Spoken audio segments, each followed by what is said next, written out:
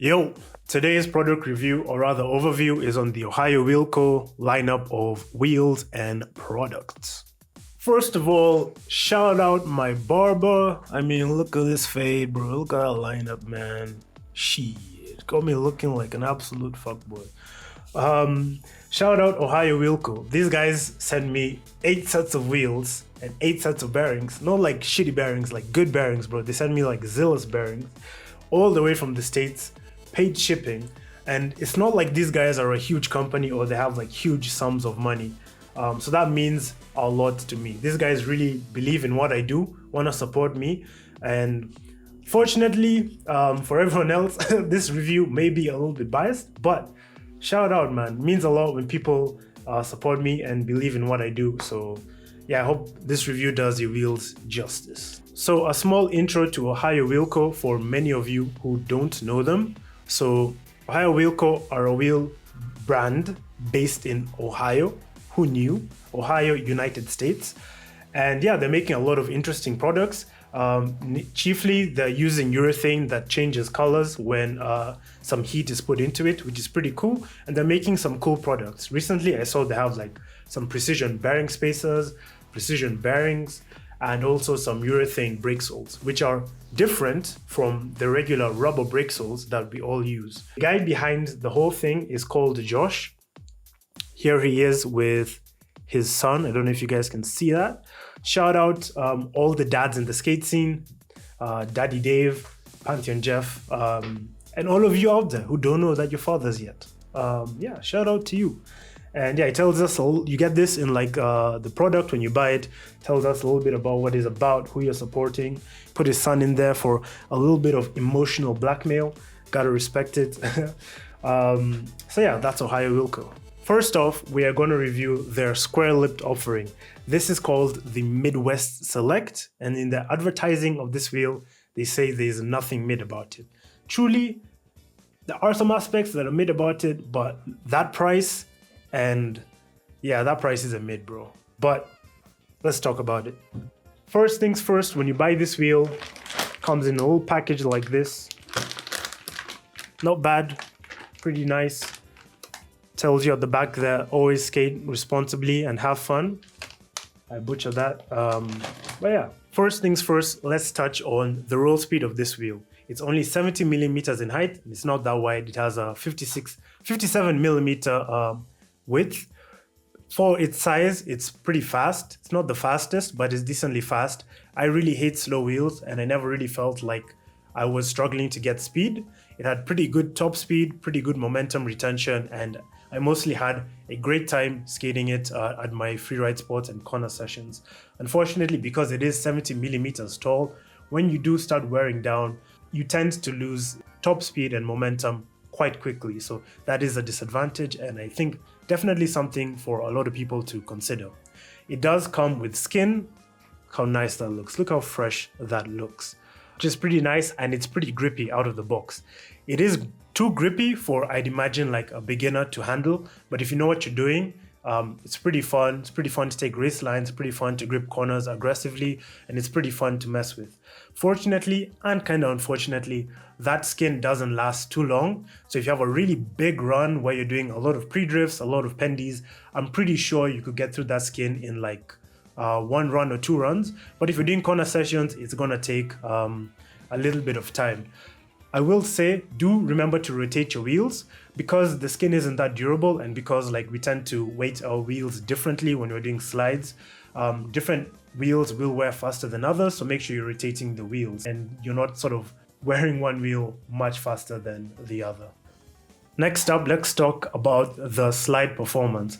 With the skin, like I said, it's grippy, but you get like a really good balance of grip and slip. They do have quite a bit of edge grip, so you do sort of have to kick them out aggressively. When the skin is gone, they do retain that edge grip, not as aggressively, but you still need to sort of be a bit careful kicking them out. So some wheels you can sort of do anything and they'll still slide, but with these you sort of need to set up curve. With stand-up slides especially, I found myself needing to, go through the motions, set up curve, compress, decompress, and then kick out. And that would give me the smoothest sort of release into the slide.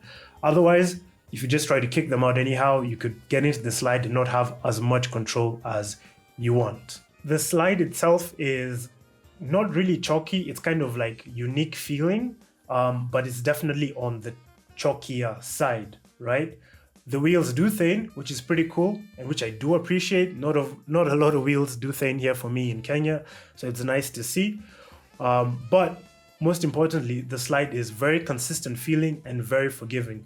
Once you're in the slide, I found it very difficult to make these wheels sort of buck me off, right? Even if I was blasting a 90-degree slide or I weighted the board differently, these wheels kind of wanted to keep sliding and didn't really want to buck me off. That forgiving nature of theirs is very, very powerful and very, very good, but I think they are too forgiving, right? Other wheels, when you start blasting at 90 degrees, they tell you and you can feel it, but with these, the slide does get a tiny bit more icy, so you kind of do know it's not that obvious. So it's very easy to blast 90 and not know that you're ovaling or flat spotting these wheels. And that's my excuse, because I have ovaled the set that I was testing. And my defense was, listen, I don't really freeride. Only freeride for reviews. So it's kind of like relearning and everything and blah, blah, blah. But yeah, if you're not careful, I think it will be easy to flat spot and oval these wheels. And that brings me to the next point, durability. They're not the most durable wheels. Even with like the handful of sessions I have had, I've sort of worn them a couple millimeters so far. Like, it's pretty difficult for me to do that with some of the other wheels that I have, but with these, durability isn't there at all, which sort of is a bit difficult when you do consider like the 76 USD price, but we'll talk about that a little bit later. But before we move on from the slide performance, let me touch on how much they grip and how much they slow you down. So even after the skin is gone, the wheel is still kind of grippy, which can be nice depending on what you're looking for. Now, when I was riding the cold shoulder wheels out on an open road, it's fun that they're slidey, right? It's fun to do big slides on them. But like when I took them out, I was really, really scared because I was trying stand-up slides going fast and I wasn't really slowing down. So that was kind of scary. I do think a wheel like this that has a little bit more grip than the cold shoulder wheels, a bit more considerably actually, would be nicer because I'd actually be able to slow down in terms of corners. But because I'm not that good at doing stand-up slides, right, I might flat spot them trying to slide like in a semi-straight line whilst aiming for a corner all the way down there. So kind of tricky. But yeah, if you're looking for a fast freeride wheel, something that's going to slow you down and give you confidence in corners, this is great. The other side is that because it is not that flat spot resistant and it is a little bit more grippy, beginners, maybe this isn't the wheel for you. Maybe reserve it for further down the line once you sort of get accustomed to your slides and sort of know what it is that you're doing on board. Finally, let's touch on the gimmick. Now, I talked about color changing urethane. These apparently change color from purple to pink. I say apparently because they didn't really change color for me with my corner sessions. I was supposed to take them out to a big road yesterday, but it was forecasted to rain. We decided not to go. You know how it is, bro. I got double sphericals in each truck, man. Like, rain, never. Anyway, but apparently they turned to pink. But if you're just doing corner sessions, like you're not putting enough heat into this wheel in order to get it to change color. And that is a little bit disappointing. And I'll talk about why after I've reviewed the other wheel. And that also ties in with the price, all right? And it'll make sense once you get to that part of the video. Up next, we have their round-lipped freeride wheel. This wheel is 70 millimeters tall with a 49 millimeter diameter and a 76A durometer, and they're center set. Now, these wheels actually have a different urethane formula from these other wheels. This is the high rebound race formula. The other wheels have the plush race formula. Those are see-through, these are totally opaque. Now, I really like a wheel of this shape. It's very promising. It's very tall. It's got a nice solid core and it's got very consistent lips. So this sort of signaled to me that Ohio Wilco knew what they were doing, or at least they consulted the right people, because this is what a good freeride wheel looks like. Out the box, one thing that really impressed me was the roll speed. The roll speed is pretty good for a 70 millimeter wheel, and they actually had pretty decent acceleration and momentum. Not as fast as the square-lipped wheel. That one is just a little bit wider, which gives it a bit more meat, which helps with momentum, retention, and inertia and all that stuff. But the 70mm size was pretty good. I never really felt like the wheels were holding me back speed-wise, and I felt okay sort of pushing them up a hill. And I can't say I felt the same with a lot of other 70mm wheels. Example, Powell Snakes, with pushing around. Like some of those wheels are just quite slow and quite sluggish and aren't that enjoyable. They do make up for it with other performance characteristics, but yeah, these wheels, really liked how they rolled around. Another nice thing that really stood out for me was how they slid. Out the box, they come stone ground. Now, for a lot of other wheels, that stone grounding is actually kind of like a second skin. Now, I don't know what these guys did differently. Maybe they washed the wheel, but this stone grounding is actually just the urethane. The other wheels, you sort of have to do a couple of slides to get to that stone grounding, but with these, nothing like that. How they perform out the box is how they're gonna perform for the duration of their life. And I really like that. Just chuck them on and they slide perfect. Now, the slide performance of these were very similar to the race wheels actually, which is actually kind of cool because the formulas are different. So it's very interesting how similar they do perform, but they are different. This has a lot less edge grip, so it's a lot easier to kick it out into a slide and you need a lot less effort, but it's just as forgiving. So even if you mess up your weight placement, whatever, it doesn't really want to buck you off. It will keep sliding. But like this other wheel, when you do get to 90 degrees, like, yeah, bro. Again, same issue. In terms of how the wheel feels in a slide, right? Again, it's kind of chalky. It does thin, but not really chalky as well. It is also grippier than other freeride wheels, but not that grippy. But like, I mean, you could still do huge stand-up slides on these, but more grippy in the sense that they do slow you down a little bit more and give you a little bit more feedback about what the wheel is doing on the ground. But yeah, you can still do big stand-up slides. And I think I'd feel decently confident on these on an open road. So that's nice. Durability wise, same story as the other wheel, not that durable and as well not that flat spot resistant. Again, I overhauled the other set that I got mainly because I was still sort of dialing in my stand-up toe sides and heel sides and I wasn't really dialed in on my setup.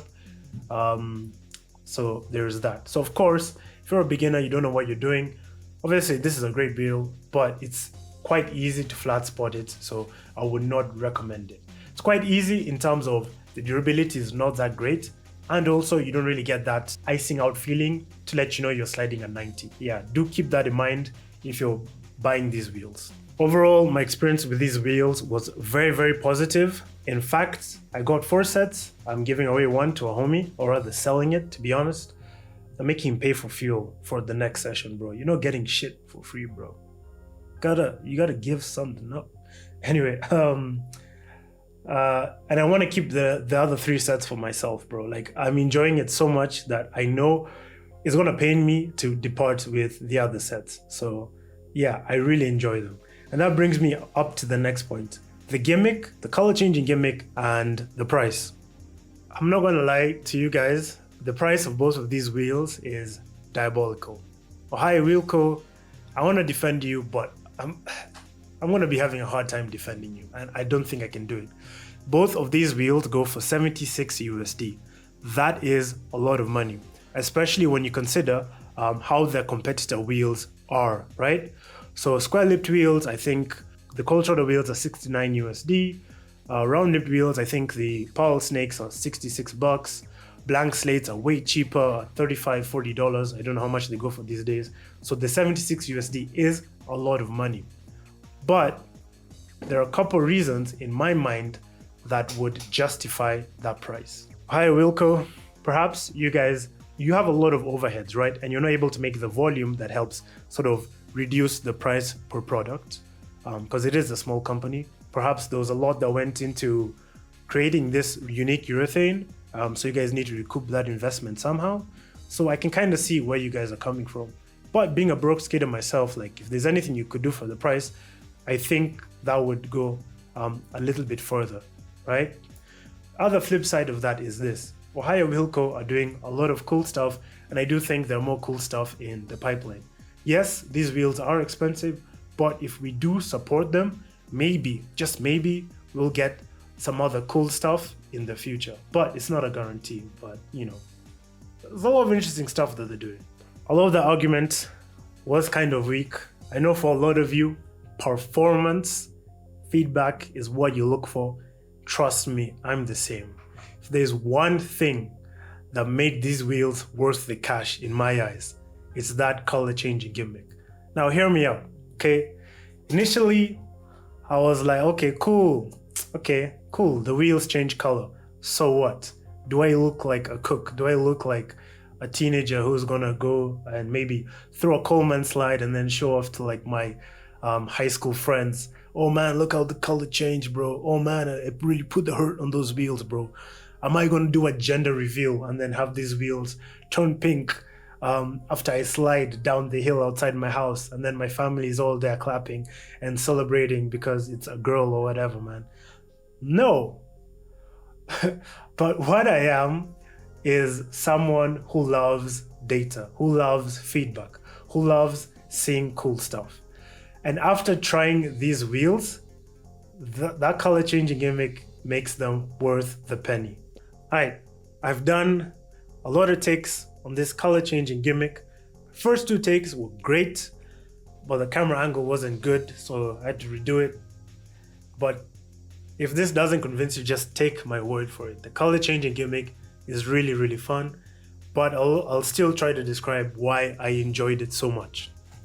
So the best way I can describe it, this color changing gimmick can be boiled down to real-time feedback in the most unique way imaginable on your performance as a skater, on the performance of the wheels, on the performance of your trucks, etc. Right?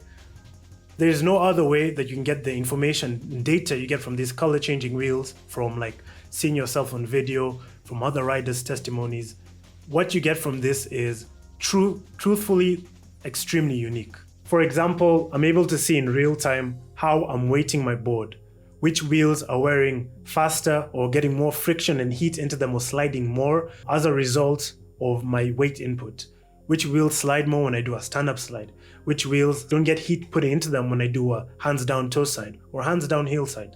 Like, it's such a fun tool to collect data and information and to sort of change up your performance as well as a rider, that 76 USD becomes worthwhile to me. And there's so many fun ways you can play with the color changing gimmick and so many fun things you can notice that, okay, I'll give you guys a highlight, right?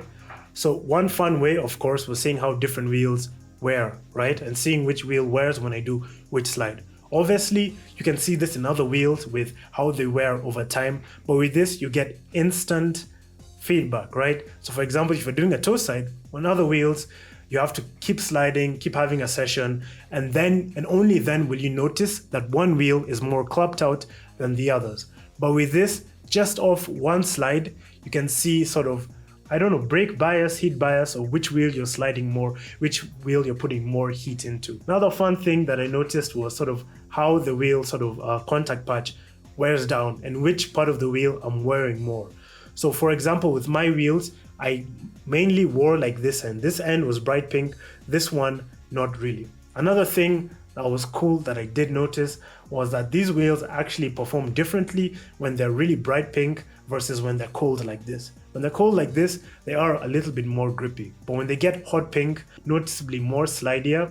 And yeah, so they're just a lot of cool things to pick up and mess with. And yeah, that color changing gimmick, super fun, and I recommend you at least try it and find out for yourself. But yeah, for that price point, the square lipped wheels, I wasn't able to get them to change color, and I didn't have as much fun on them as I did these ones. So for me, the round lipped ones are the only ones worth that 76 USD at this time. However, I didn't give these the beating that I was supposed to give them. Obviously, got rained out of that session I was supposed to go to. So maybe I need to do an update video and tell you guys how they feel on a fast road with that color changing gimmick. One of the most positive aspects of Josh from Ohio Wilco is that he does want criticism. He does want to make good products. So if you have any criticism in the comments as well, about myself as well, this review, whatever, and if you've skated these wheels, do comment, and I'm sure I'll be in the comments reading what you guys have to say. I will also want to add, I think this wheel is misplaced for two reasons, right? You need to put a lot of heart into these wheels to get that color change. But the more heart you put into them, the faster they wear down. Obviously, I haven't skated them the way I need to, so there's that. But I do think if you had a similar wheel, but bigger, 74, 75 millimeters in height, wider diameter potentially, slightly bigger core, with the same color changing gimmick, perhaps more durable urethane, that you could put the heart in, get the same performance or sort of feedback benefits you get from the color changing of this wheel, but more durability, I think that would be the sweet spot. With this wheel, I don't know, but I could also be wrong. I'm for sure making an update video. Anyway, shout out Ohio Wheel Co. for the wheels. I'm going to be having a lot of fun, regardless of the stuff I've said in this review, and skating them a lot. And yeah, shout out you guys. Let me know what you think in the comments. And yeah, man, see you soon. Should be cool stuff this end of this month, hopefully, if the shipping company from China doesn't mess me up.